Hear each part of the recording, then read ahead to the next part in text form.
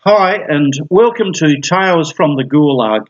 Today is the 25th of April 2019, and the thought for today is Easter hypocrisy for political purposes. Today is Anzac Day, a day of deep significance to Australians. For non-Australians, the word Anzac is an acronym standing for Australia and New Zealand Army Corps. And Anzac Day is a day that commemorates the day when, for the first time, the army of the then very new nation of Australia fought together for the first time at Gallipoli during the First World War as an Australian outfit led by Australians, as opposed to being simply a colonial part of the British Army. This day is so deep that politicians, at least the mainstream ones, have not yet tackled it with suggestions that we should call it, maybe Colonial Aggression Day or something. It doesn't yet attract the same campaigns for its abolition as does, say, Australia Day, where the leftist activists would prefer to call it something like Invasion Day. Easter certainly attracts its fair share of political hypocrisy. To be honest, as the religion on which Western culture was founded, Christianity has long been the religion of the establishment, and so it has always been stock in trade for politicians to pay at least lip service to the faith. It is also stock in trade for politicians to be attending a Christian church on key festive dates like Christmas and Easter, and to be singing the Christian hymns used at public events like Anzac Day services. It's a good look. Likewise, churches welcome all to attend their services, and as an example, my own congregation celebrated its 60th anniversary last year, and our local politicians and members of parliament were invited to come and join the celebration. And so, yes, we welcome it. I would certainly hope that as they attend, something of the Christian message will give them pause to think, and it may perhaps make a difference in their life. Easter Sunday, of course, is no exception. Both Prime Minister Scott Morrison and Opposition Leader Bill Shorten agreed to an Easter truce, a time of no political campaigning on that weekend. Of course, the temptation was too great because both leaders attended their church accompanied by their families and, of course, their camera crews. Okay. That's how the political game is played, and it always has been. But the contrast becomes noteworthy as both have left their churches and they make their respective comments to the cameras. Scott Morrison, as he came out of his Pentecostal congregation, proclaimed Easter as the celebration of hope and how significant it is for him and his family.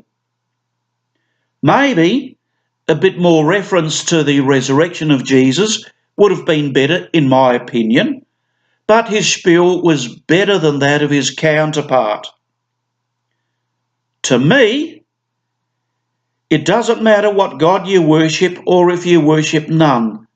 A day like today is about family, said Bill Shorten.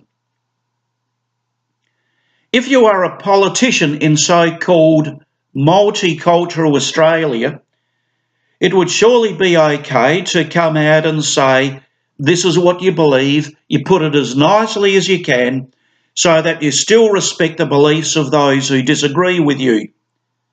Except that multicultural Australia is actually a myth. Could that be more like the truth? Certain views that are hostile to Christianity are welcome, but don't you ever come out and tell others that Jesus died and rose again for sinners. Oh no, that's the worst sin possible.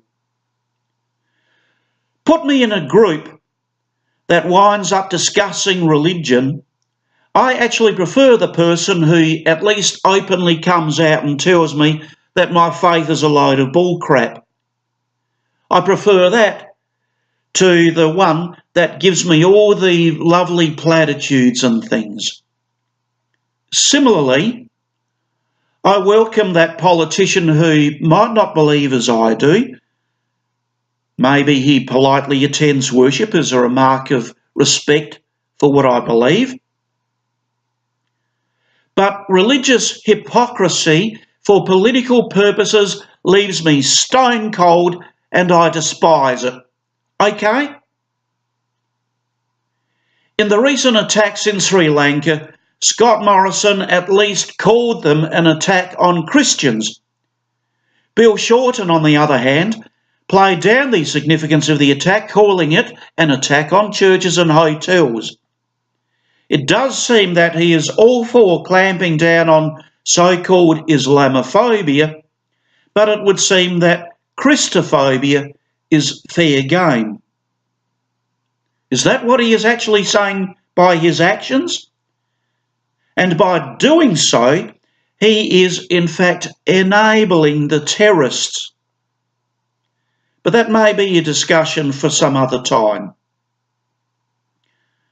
Politicians have long engaged in the practice of pretending to be Christian in order to win votes. According to reports, Scott Morrison is actually a practicing Christian, and it comes out at least to some extent in his post-service spiel. But, says Bill Shorten, to me, I don't care what God you believe in. No genuine Christian would say that. There is one Lord, one church, one faith, one baptism. Further, Jesus is the way, the truth and the life, and no one comes to the Father but by him. I am no fan of former Labor Prime Minister Bob Hawke. He was an agnostic, but at least openly so, and I never heard of him pretending to be a Christian. At least as far as that goes, you knew what you got. To me, Bill Shorten's message is loud and clear. It says to me, I am a Christian, I am one of you. See, I even go to church. But then his actions belie all that. Bill Shorten favours getting rid of the Lord's Prayer from Parliament. Bill Shorten agrees with Labor member Louise Pratt that our children should all have drag queen story time. No joke. Bill Shorten supported gay marriage and then lied about giving protections for religious freedom should gay marriage become a reality. Bill Shorten wants to impose gender theory and support for the gay agenda on all schools, forcing them on Christian schools in spite of the Christian values that they were established to uphold. Bill Shorten will therefore be happy to see the Christian faith further marginalised and squeezed out of our public life. Bill Shorten endorsed the sacking of Israel Folau for stating publicly his Christian faith. Some Christian, hey? Yep. I fully understand that not everybody believes what I do. And from the point of view of how I treat you, I also don't care what God you believe in. I can understand that we might all want people to feel included. So then, Mr. Shorten, why are you and your party in the business of making sure that we Christians are not included in society? Jesus had a term for these sort of people: a wolf in sheep's clothing. And that's what Bill Shorten is.